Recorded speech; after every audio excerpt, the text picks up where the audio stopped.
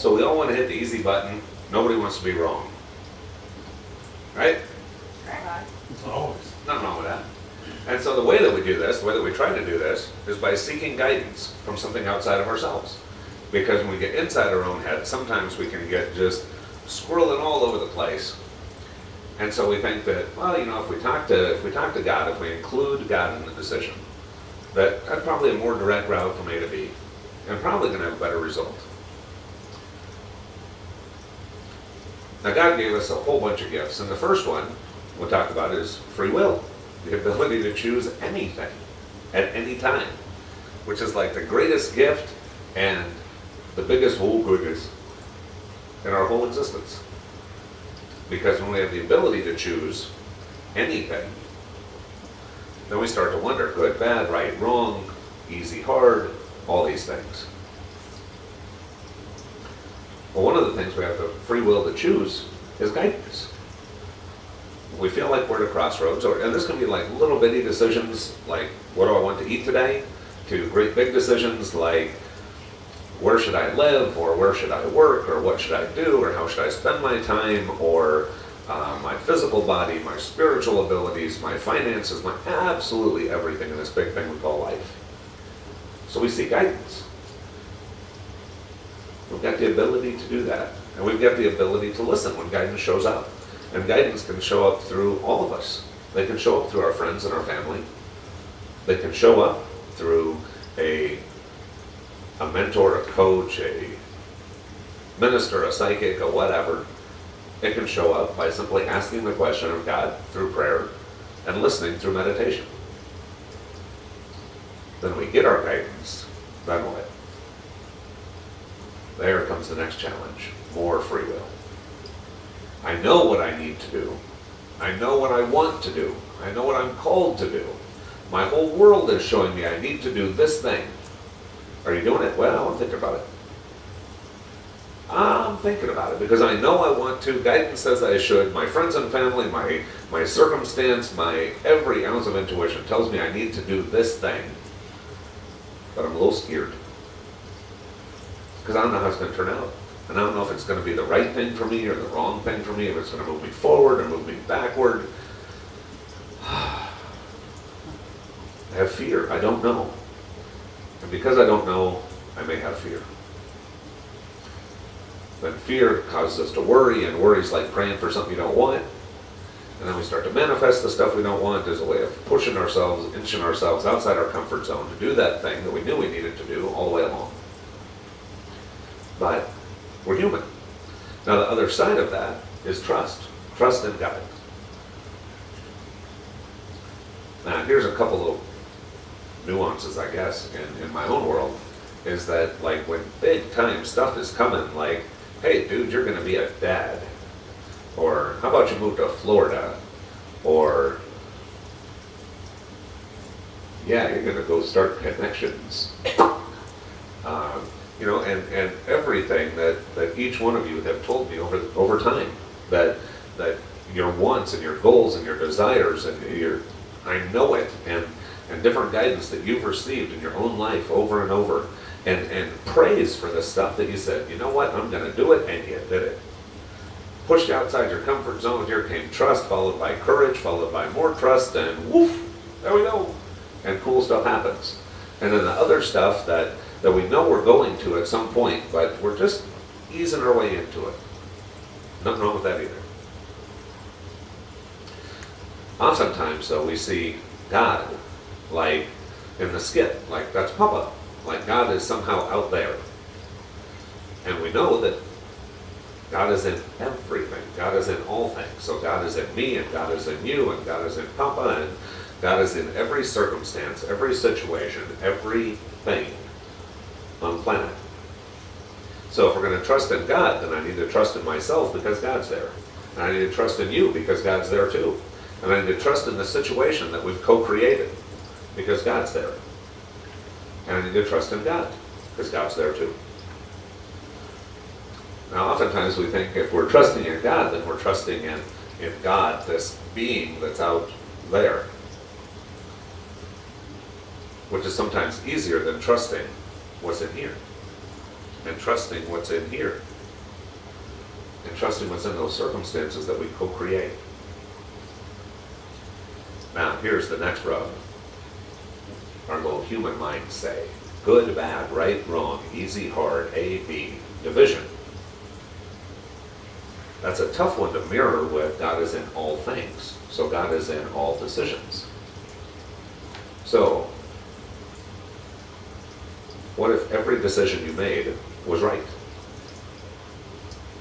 What if every decision you made had the full support of God, people, circumstance, things, situations, everything behind it?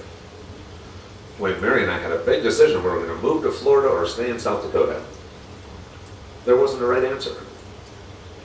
If we would have stayed in South Dakota, we would have been blissfully happy, doing the things we love to do with people we love to be with.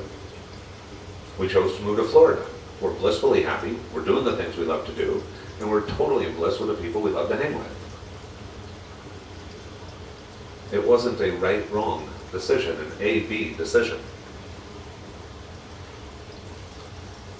The hardest thing in life after seeking guidance and receiving that guidance is then making a decision.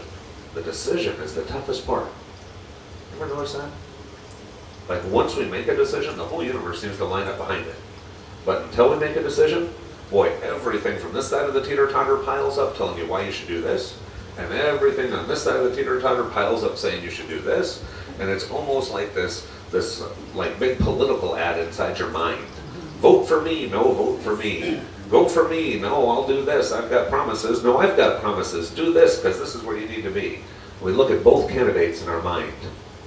And we're used to seeing those candidates almost like an angel and demon, like the cartoon with the little devil and little angel on the shoulders. But what if it was an angel and an angel? What if it was, this will be really, really good, and this will be really, really good? If you're choosing between good and good, it makes the whole situation a whole bunch easier to make whatever decision we feel we need and we feel we're guided to make. We trust in God because God is in all things. So it's impossible for something to be outside of God if God is in all things, right? So how can we not trust in something that's in everything?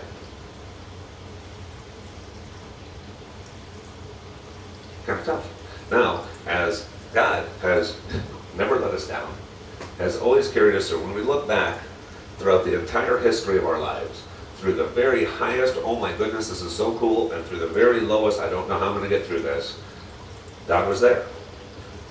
Whether we saw 2 sets of footprints in the sand or 1 set of footprints on the sand, God was always there. Always walked through it with us, and always made the best of any situation. No matter what we chose, God found a way to make it good.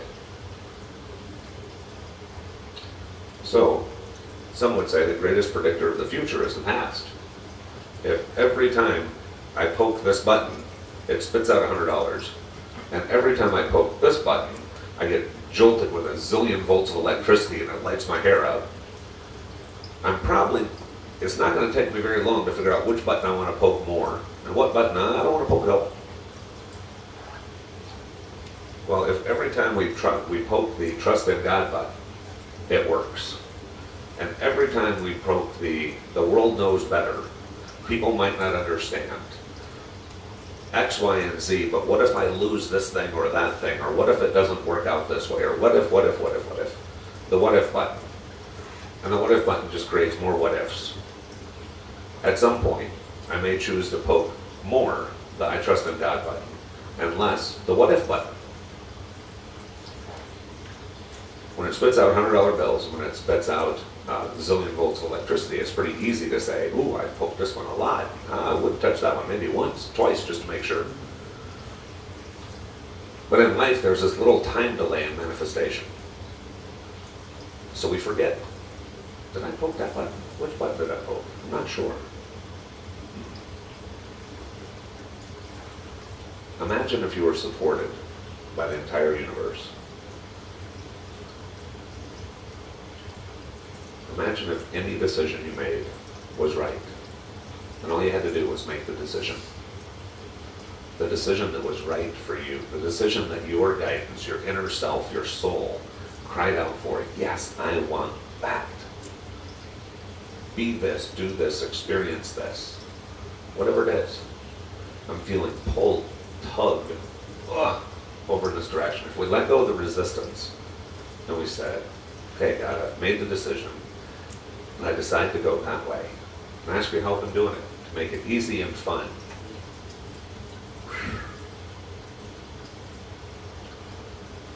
Easier said than done. Easier done. Said than done, done than said. Don't know. Either way. At some point, having trust in God is having trust in ourselves. It's having trust in each other.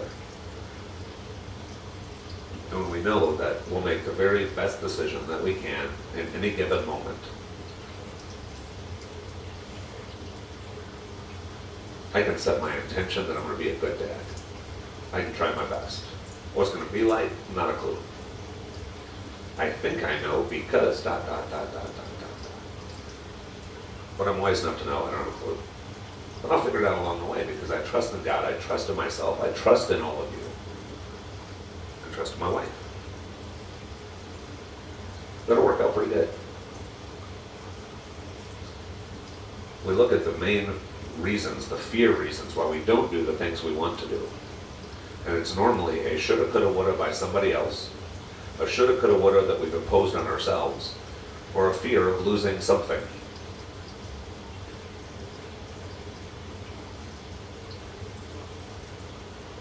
How can we lose anything when we're a part of God who's in all things? Now we know that there's a spiritual world and a material world, and we know that in the material world, nobody takes it with them. I may say, I own this house. I may say, I own this thing or that thing or this trinket or that bauble. Now I get to use it for a few decades maybe. Maybe a few years, months, weeks, days, depends. It'll be in my life as long as it has a purpose, and when it doesn't, then whatever has the new purpose will show up. And my old things will have a new purpose for somebody else. I've lost 3 houses to fire that you look and what you're wearing is what you own. And the rest is gone. Guess what? You get more stuff. You get more stuff. We say, I have to do this, this, and this because I might lose my stuff. That's right. Get more stuff. Get better stuff. But, the fears are the buts from hitting the what if button. The trust in God button makes it all go away. And it's that easy, if we let it be. It's that easy. So when you're in the meditation with Mary, whatever guidance you have, whatever question you ask God, whatever thing you feel guided in your soul to do, know that the timing is completely up to you. And know that you're 100% supported in that decision. And there is no wrong choice. When you consult God, when you follow your own gut, when you follow your guidance, when you follow your intuition, when thing after thing after thing after thing after thing in your world supports that decision, it's probably the right one for you in this moment. And when we make those things, we make those decisions, we feel absolutely free. And when we don't, we feel like we've somehow let ourselves down. The God I know wants you to be happy. Every parent I know wants their kid to be happy. The apple didn't fall far from the